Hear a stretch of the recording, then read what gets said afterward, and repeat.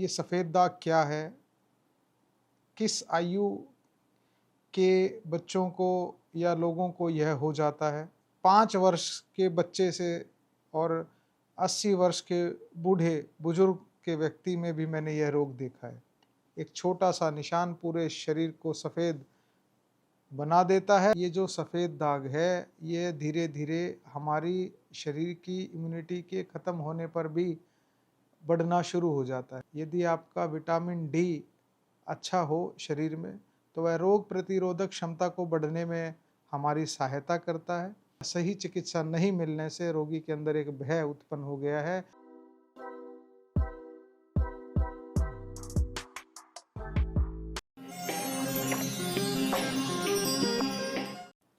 सफ़ेद दाग, फुलवारी, कोबरापना, leucoderma, vitiligo, ये सभी नाम एक ही बीमारी के हैं, जिनसे जब कोई रोगी पीड़ित होता है तो वह समझ पाता है कि यह रोग कोई छोटा रोग नहीं है यदि त्वचा विशेष में फैल जाता है।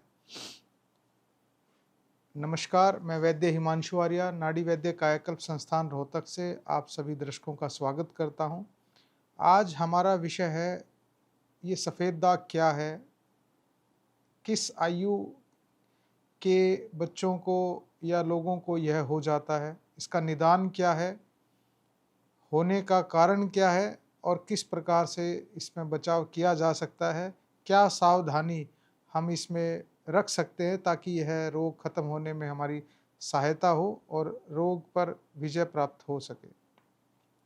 आइए बात करते हैं कि किस उम्र के बच्चों को यह रोग विशेषकर देखने के लिए मिलता है। आयु की कोई सीमा नहीं है। मेरे चिकित्सा के अनुभव में मैंने इसको 5 वर्ष के बच्चे से और 80 वर्ष के बूढ़े बुजुर्ग के व्यक्ति में भी मैंने यह रोग देखा है।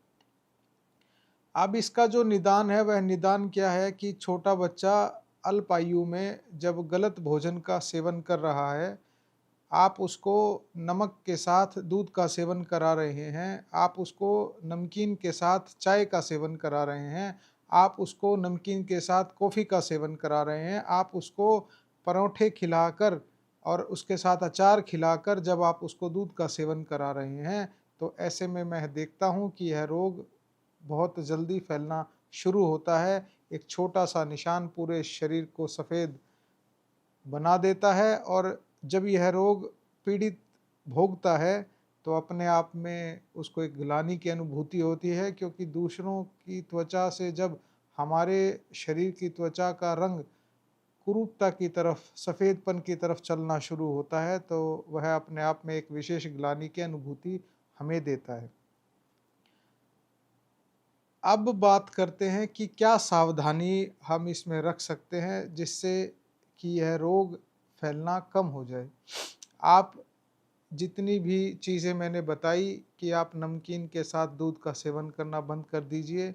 इस प्रकार से यदि आप 1 वर्ष तक या उससे अधिक वर्ष तक, ज़्यादा से ज़्यादा 2 वर्ष तक अगर इस प्रकार से पथ्य पालना करते हैं, भोजन को सुधारना शुरू करते हैं, तो निश्चित रूप से आप इस रोग से विजय प्राप्त कर सकते हैं। पथ्य पालना के साथ यदि औषधि का सेवन भी कर लिया जाता है, तो वह अपने आप में इस रोग को ख़त्म करने में हमारी सहायता करता है। एक सबसे बड़ा जो कारण है, जो इस रोग को फैलने में मैं देखता हूँ या अनुभव करता हूँ अपने चिकित्सा के कार्यकाल में, तो जब आप अपने बच्चे को रोटी बना कर के खिला रहे हैं और उसको लाड में उसकी जगह पराठा दे रहे हैं, ऐसे में उसके बाद तुरंत बाद आप उसको पीने के लिए जो दूध दे रहे हैं, वो सबसे बड़ा इसका कारण है। जब मैंने औषधि के साथ इस कारण को, मधुर के साथ लवण को जब मैंने रस को बंद किया, तो मैंने देखा कि चिकित्सा में एक विशेष इजाफ़ा हुआ, एक लाभ की प्राप्ति हुई, रोग खत्म होना शुरू हुआ और वह धीरे-धीरे, धीरे-धीरे असाध्य से साध्य होना शुरू हुआ। रोगी को लाभ की प्राप्ति हुई, एक विशेष चेहरे पर तेज की अनुभूति, उस रोग के खत्म होने पर जो एक आश उस रोगी को मिलती है, वह अपने आप में एक विशेष अनुभूति वाली होती है। अब जैसे कि आप जानते हैं कि ये जो सफ़ेद दाग है, ये धीरे-धीरे हमारी शरीर की इम्यूनिटी के ख़त्म होने पर भी बढ़ना शुरू हो जाता है। तो ऐसे में पथ्य पालना के साथ यदि आपका विटामिन डी अच्छा हो शरीर में, तो वह रोग प्रतिरोधक क्षमता को बढ़ने में हमारी सहायता करता है और दूसरा इस रोग पर हमारे चिकित्सा के साथ एक अच्छा अवसर, लाभ, प्राप्ति हमें मिलती है। आप विटामिन डी अगर शरीर में कम हो जाता है, तो अगर आप पीठ के द्वारा धूप का सेवन निरंतर 10 मिनट सुबह धूप निकलने पर करें, तो वह आपके विटामिन डी को पूरा कर देता है। विटामिन डी से भरपूर जो चीज़ें हैं, भोजन में आप उनका सेवन कर सकते हैं और निरंतर पथ्य पालना के साथ जब आप इस रोग के साथ चलते हैं, तो आपको रोग धीरे-धीरे असाध्य से साध्य होना शुरू हो जाता है। सबसे बड़ा जो चिकित्सा में मैंने पाया कि जब औषध के साथ पथ्य पालना को किया गया, तो देखने में मिला कि सबसे ज़्यादा जो परिणाम, बेहतर परिणाम हमें मिले, वो तभी मिले जब पथ्य पालना के साथ औषध का सेवन हमने रोगी को करवाया।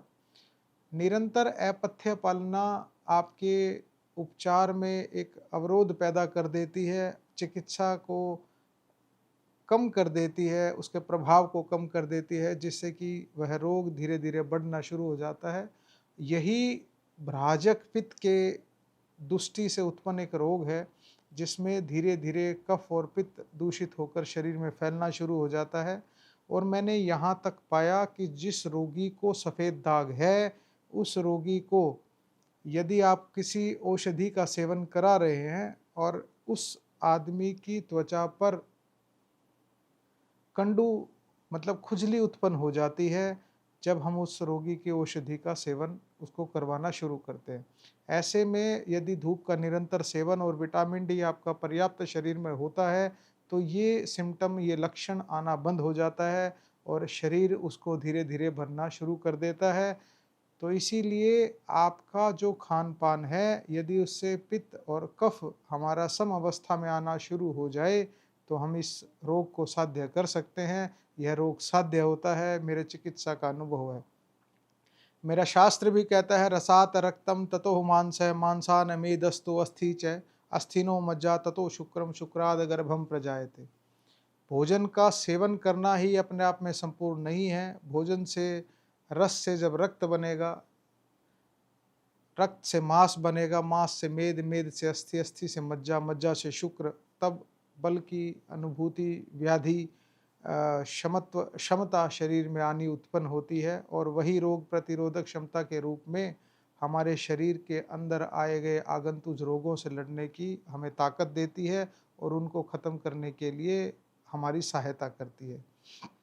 तो ऐसे में आप यह नहीं माने कि केवल औषधि अपने आप में पर्याप्त है। ऋतुकाल, रात्रिचर्या, दिनचर्या के अनुसार यदि भोजन की पालना और आहार और विहार की पालना है, तो यह रोग खत्म हो सकता है। यही रोग नहीं, केवल असाध्य रोग जो कि आज हर घर में देखने के लिए मिलते हैं, जैसे शुगर है, बीपी है, इस प्रकार जो धीरे-धीरे शरीर को ख़त्म करना शुरू कर देते हैं, उन रोगों को भी साध्य किया जा सकता है।